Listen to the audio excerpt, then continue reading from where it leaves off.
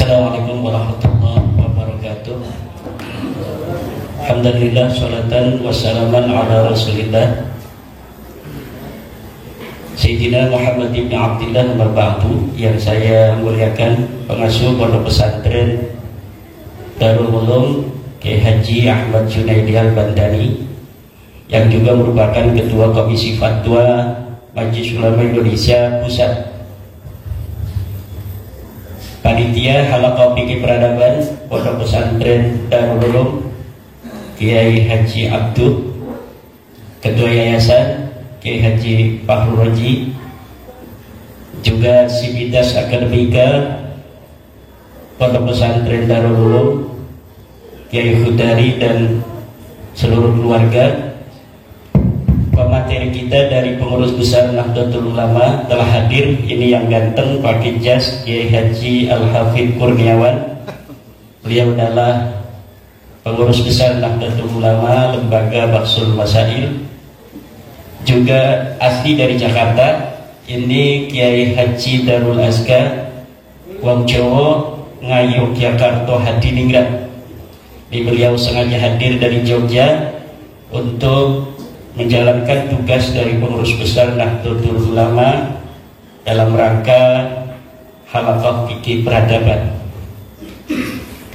Tema kita hari ini dalam Halaqah Fikih Peradaban di Pondok Pesantren Darul Ulum adalah mengangkat tema Ijtihad Ulama Nahdlatul Ulama dalam bidang sosial dan politik. Ada 5 kata kunci yang ada di dalam tema ini. Yang pertama adalah ijtihad, yang kedua adalah ulama, yang ketiga adalah NU, yang keempat adalah sosial, dan yang kelima politik. Saya sebagai pemateri yang pertama hanya akan mengambil kata kunci yang pertama untuk nanti diteruskan oleh dari PBNU tentang kata kunci yang lainnya. Kata kunci yang akan saya eksplorasi dalam kesempatan ini adalah tentang ijtihad. Saya akan batasi di dalam ijtihad karena saya kira ada kesenjangan antara perkembangan peradaban dengan ajaran Islam. Sepertinya perkembangan peradaban yang begitu cepat tidak mendapatkan respon yang sama dari ulama-ulama Islam, apalagi di Indonesia. Nampaknya ulama Indonesia hanya menunggu ulama-ulama Timur Tengah ketika adanya masalah baru, masalah-masalah kekinian yang muncul. Jadi sepertinya ulama Indonesia menempatkan dirinya hanya sebagai pengutip daripada pendapat ulama-ulama Timur Tengah. Padahal piranti-piranti dari istinbat dan ijtihad itu diajarkan di pondok pesantren. Dari situ sebenarnya laik bagi ulama-ulama Indonesia, terutama ulama-ulama NU, untuk berijtihad. Bahkan menurut saya ini lebih layak ulama-ulama Indonesia di dalam berijtihad. Karena apa? Karena pengajaran di pondok pesantren saat ini lebih detail di dalam masalah nahwu, soroh, badi, bayan, ma'ani, mantiq, usul fiqih, qawaid fiqhiyah daripada di Timur Tengah hari ini. Mungkin orang yang bisa baca kitab gundul tanpa berharokat di dunia hari ini terbanyak di Indonesia. Orang yang tamat kitab Sahih Bukhari dari bab wahyu sampai terakhir 4 jilid di dunia ini yang paling terbanyak adalah ulama dan santri Indonesia. Begitu pula yang sudah tamat Sahih Muslim, Abu Dawud, Turmudi, Nasai, Ibnu Majah, itu kebanyakan adalah santri dan ulama-ulama Indonesia yang hafal alfiyah. Saya mungkin agak berlebihan kalau mengatakan yang terbanyak hari ini adalah di Indonesia daripada di dunia Islam lainnya. Pengkajian secara harfan-harfan di pondok pesantren di Indonesia dalam bidang fikih dan usul fikih hari ini masih tertradisikan dengan baik. Ulama-ulama Indonesia hari ini sudah faham tentang itu kitab Al-Waraqat, Ghayatul Wusul, Jam'ul Jawami. Mungkin Jam'ul Jawami kitab usul fikih hari ini yang paling populer di dunia, terutama di Asia Tenggara, Mesir, juga di belahan India.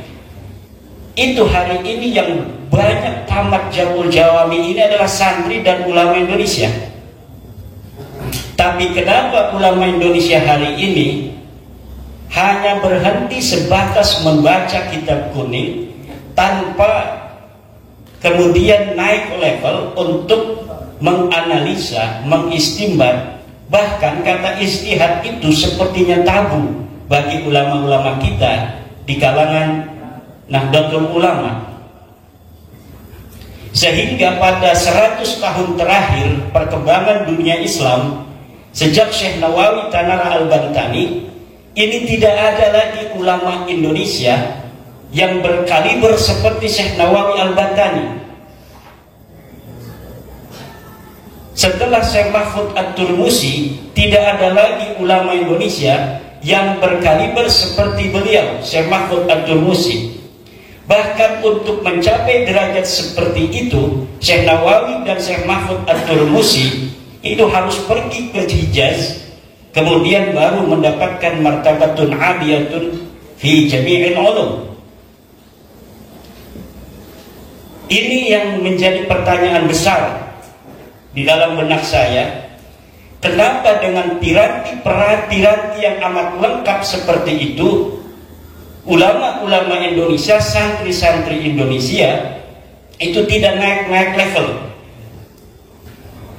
Lama pertanyaan itu menggurita di dalam sukma dan perasaan, baru kemarin-kemarin ini ada jawaban. Jawabannya itu lahir setelah diskursus nasab Habib Ba'alawi ini muncul. Ketika 1 tahun yang lalu saya menyajikan hasil kajian saya tentang terputusnya nasab Ba'alawi, kemudian itu menjadi diskursus publik, bukan hanya di Indonesia tapi juga di Timur Tengah dan beberapa negara Asia Tenggara yang di situ ada Habib Ba'alawi. Hari ini baru saya mendapat sebuah jawaban kenapa Indonesia minim melahirkan para ulama-ulama kelas dunia. Jawabannya adalah taklid buta. Qabulu qaulin bila hujjatin, menerima ucapan tanpa adanya dalil sekalipun dari orang lain. Dari mana kesimpulan itu muncul? Kesimpulan itu muncul dari narasi-narasi yang terbangun di media sosial tentang bagaimana para santri kita dan para ulama menyikapi diskursus nasab itu. Sebagian besar dari saudara-saudara kita itu ketika menyikapi diskursus nasab ini mengatakan, oh dulu kan Mbah Hasyim Asy'ari tidak mempermasalahkan nasab Ba'alawi, kenapa sekarang kita mempermasalahkan? Apakah misalnya Imaduddin Utsman itu lebih baik, lebih pintar daripada Syekh Hasyim Asy'ari? Mbah Khalil tidak mempermasalahkan. Apakah Imaduddin Utsman itu lebih baik dan lebih pintar daripada Mbah Khalil Bangkalan? Ibnu Hajar telah menyebutkan susunan daripada silsilah Ba'alawi. Apakah Imaduddin Utsman itu lebih pintar daripada Ibnu Hajar? narasi-narasi semacam ini memperlihatkan ada masalah kita di dalam taklid. Nah, taklid itu sangat mendapatkan perhatian khusus dalam Al-Quran agar umat Islam tidak terjebak dalam setan-setan taklid. Imam Ghazali mengatakan taklid ini setan. Lihat Ihya Ulumuddin. Bagaimana Al-Quran mengatakan inna wajadna aba'ana ala millatin wa inna ala atharihim muqtadun. Karena bapak kita sudah begini, mempunyai pendapat, apakah ada dalil ataukah tidak ada dalil, maka inna ala atharihim muqtadun, kita mengikuti saja walaupun tidak ada dalilnya. Al-Quran melarang kita untuk mengikuti sesuatu tanpa adanya dalil. La taqfu ma laysa laka bihi ilmun. Jangan engkau ikuti apapun tanpa adanya ilmu. Ma huwal ilmu? Al-ilmu huwa dalilu. Ilmu itu adalah dalil. Ilmu itu adalah dalil. Fas'alu ahla dzikri in kuntum la ta'lamun. Itu bukan perintah Allah untuk bertaklid, tapi perintah Allah untuk bertanya tentang dalil. Fas'alu ahla dzikri. Maka tanyalah para ulama, in kuntum la ta'lamun, kalau engkau tidak tahu. Tanya apa? Tanya dalilnya, bukan tanya akan kesimpulannya. Imam Ghazali di dalam Al-Mustasfa misalnya, ayat ini fas'alu ahla dzikri in kuntum la ta'lamun adalah bertanya tentang riwayat. Bertanya tentang riwayat, bukan bertanya tentang pendapat. Artinya apakah ada riwayat tentang suatu masalah yang kami hadapi ini dari Nabi, dari para sahabat, khulafaur rasyidin, apakah ada? Kalau kita tidak tahu, fas'alu ahla dzikri in kuntum la ta'lamun, bukan bertanya tentang pendapat dari seorang laki-laki yang sama dengan kita, dia adalah seorang laki-laki. Tidak bertanya kepadanya tentang pikirannya, tetapi bertanya tentang riwayat.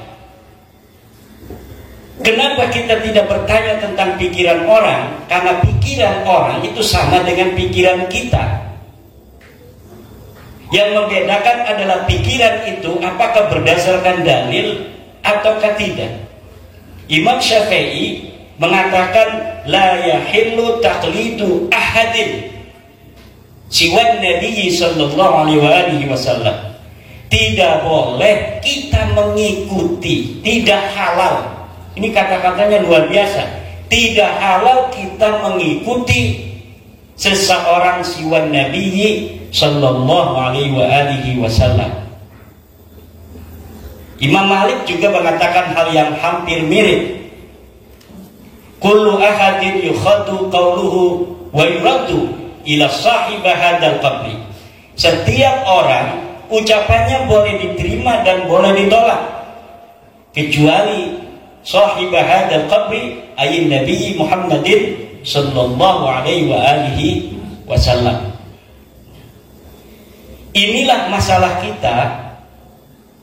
Menurut saya, kenapa ulama-ulama Indonesia tidak naik-naik level?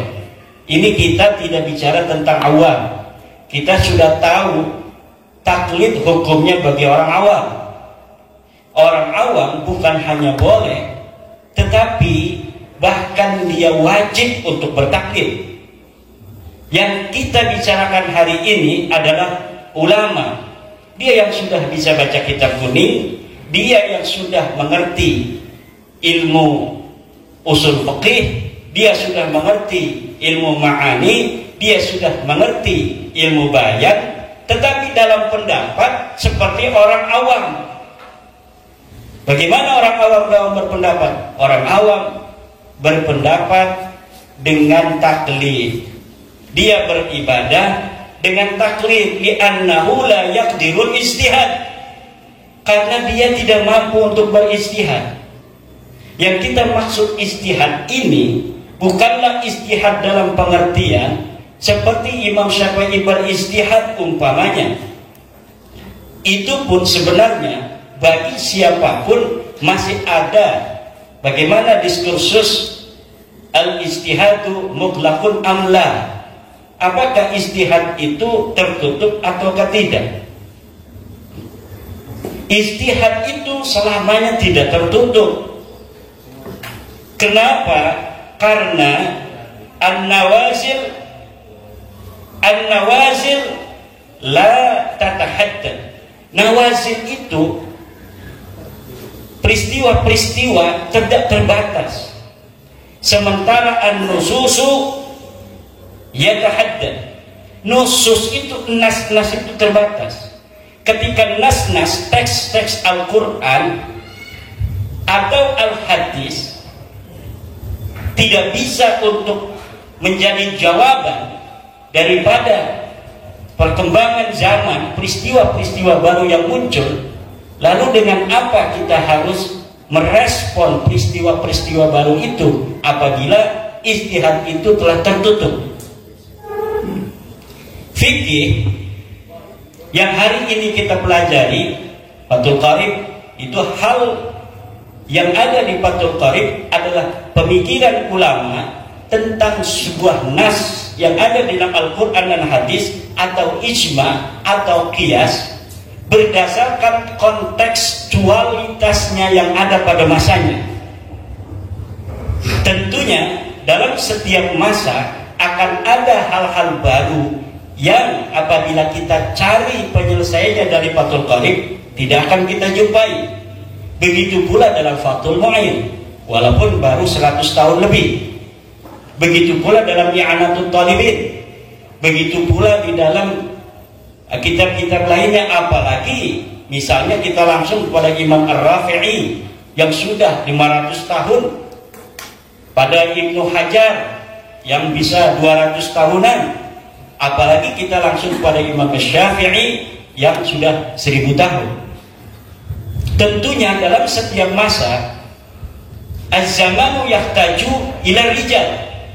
Untuk apa? Rijal ini yang akan menjadikan Al-Quran itu bicara.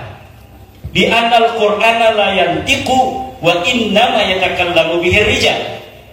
Quran itu tidak bisa bicara. Yang bisa bicara itu adalah ulama. Bagaimana kalau pintu ijtihad itu tertutup, sementara ulama tidak boleh ngomong karena pintu ijtihadnya tertutup, harus dia melihat di kitab. Di kitabnya tidak ada. Lalu akan banyak permasalahan-permasalahan yang tidak ada jawabannya dari agama.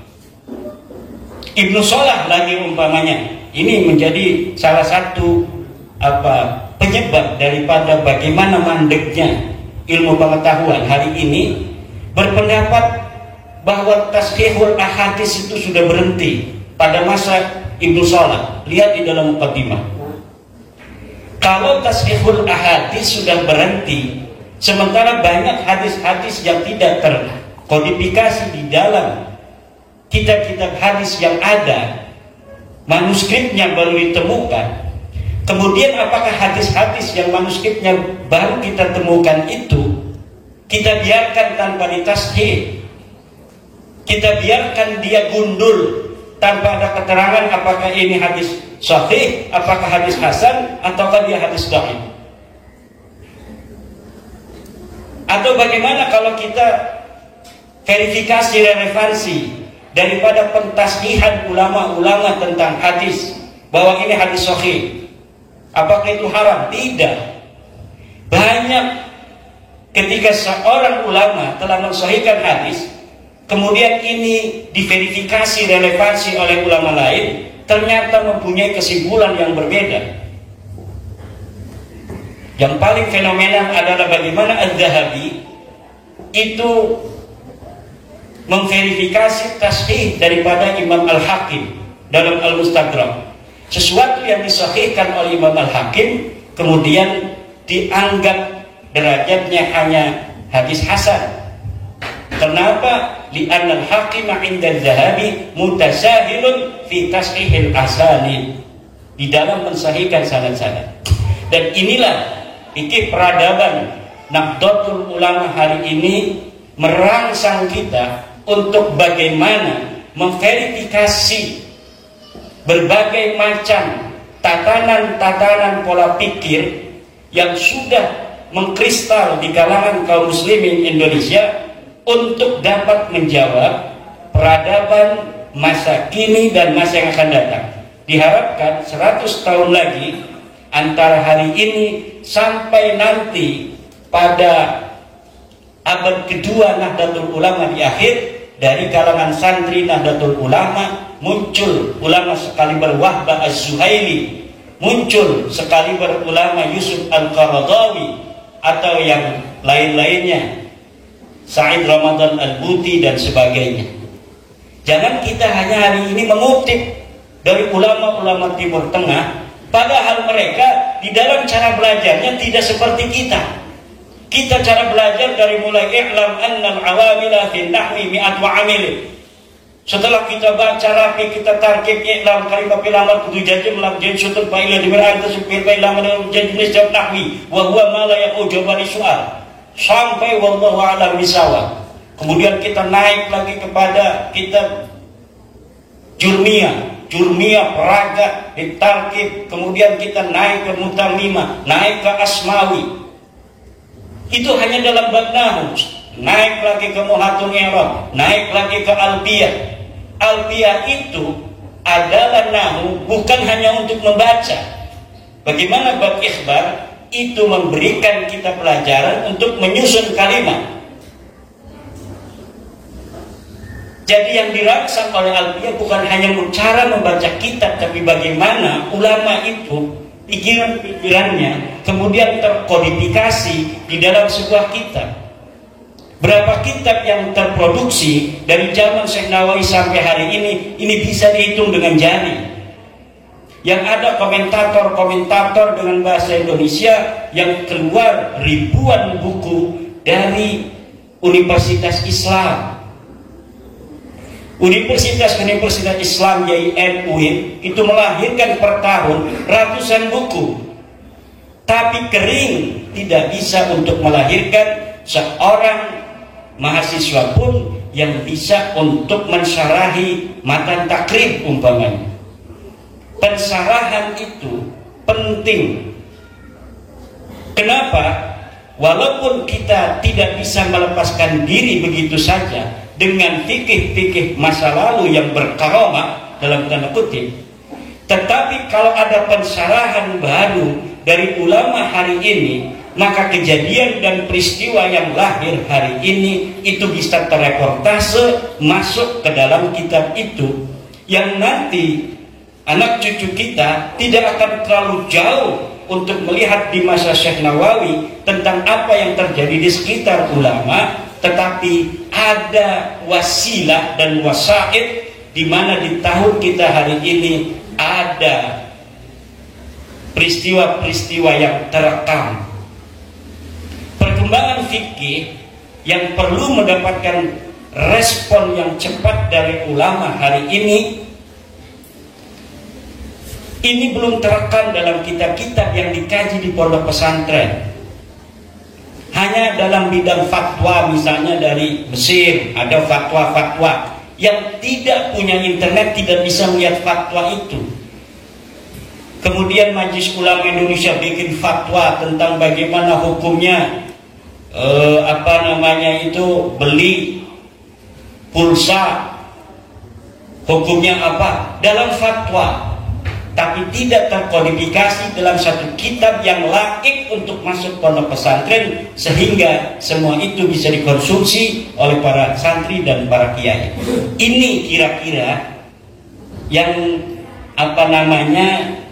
ingin saya eksplorasi, yang nanti akan dikembangkan bagaimana ijtihad itu dilakukan oleh Nahdlatul Ulama di dalam bidang sosial dan politik. Hal lain yang saya temukan sebentar lagi, karena ini waktunya terbatas, adalah Kenapa ulama Indonesia tidak melahirkan ulama besar 100 tahun terakhir ini? Ada jiwa inferioritas yang tersindrom di dalam jiwa-jiwa umat Islam Indonesia. Jadi umat Islam Indonesia secara kemanusiaan dia memiliki sindrom inferioritas terhadap orang barat, orang bule. Umat Islam Indonesia sebagai seorang muslim mempunyai inferioritas, sindrom inferioritas terhadap orang Arab. Akhirnya apa saja yang lahir dari barat kemudian dianggap sesuatu yang layak untuk dijadikan contoh dalam peradaban, sesuatu yang lahir dari Timur Tengah daripada pemikiran-pemikiran ulamanya seakan-akan dianggap lebih bermutu daripada pemikiran dan pendapat ulama-ulama kita. Inilah yang harus dihilangkan, karena ajaran Islam tidak mengenal manusia lebih mulia dari sisi iriknya, dari sisi jenisnya, dari sisi sukunya dengan umat Islam lainnya. Laqad karramna bani Adam. Kita semua ini adalah anak Adam. DNA yang ada dalam diri kita itu ada DNA Nabi Adam. Tidak ada yang membedakan kita dengan orang Arab dari sisi DNA. Sama-sama DNA-nya adalah DNA Nabi Adam. Tidak ada yang membedakan kita dengan orang Barat. Hanya karena sistem cuaca yang ada di Barat memiliki sistem cuaca tersendiri sehingga menjadikan mereka jadi seperti itu mukanya. Dan kita, cuaca kita yang ada di Indonesia yang demikian ini menjadikan kita seperti ini. Hanya itu yang membedakan. Yang lainnya sama, kita dengan orang Barat sama, dan kita dengan orang Arab juga sama. La fadla li Arabiyyin ala ajamiyyin illa bi taqwallah. Tidak ada keutamaan orang Arab terhadap orang Ajam, sebaliknya wala li ajamiyyin ala arabiyyin. Bagi orang Ajam tidak lebih baik dari orang Arab illa bi taqwallah, kecuali dengan ketakwaannya kepada Allah. Ini yang harus dikembangkan dan dibelutut terhadap santri-santri kita. Kalau tidak ada bluetooth, kita pakai circuit, atau kita bisa untuk menggunakan wifi orang lain kalau lagi tidak ada paketnya. Semangat ini, semangat pembaruan, kita menantang masa depan untuk Indonesia yang lebih baik dari sisi ilmu pengetahuan. Dan karena hari ini dari sisi adat kemanusiaan kita terbukti lebih baik dari orang Arab.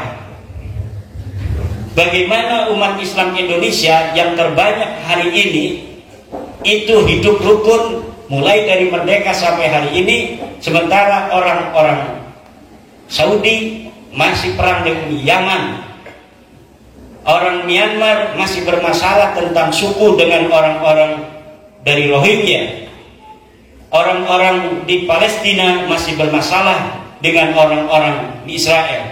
Afghanistan sampai saat ini masih terjadi peperangan antar suku walaupun Taliban sudah menguasai. Indonesia dengan 700 suku dan 1.400 bahasa, dengan 17.000 pulau, 130 juta muslim, 270 juta penduduk seluruh Indonesia, ini tidak terjadi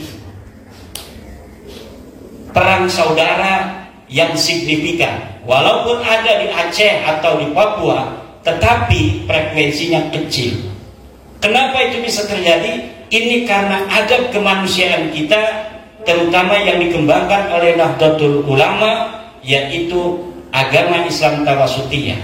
Namun itu saja belum cukup untuk mengangkat harkat derajat umat Islam Indonesia ke pentas global tanpa ilmu pengetahuan. bagaimana ilmu pengetahuan itu bisa setara dengan dunia Islam lainnya di dunia internasional. Satu adalah dengan menghancurkan setan-setan taklid yang ada di dalam diri para santri dan para ulama. Wallahu wal muwaffiq ila aqwamit thoriq. Wassalamualaikum warahmatullahi wabarakatuh.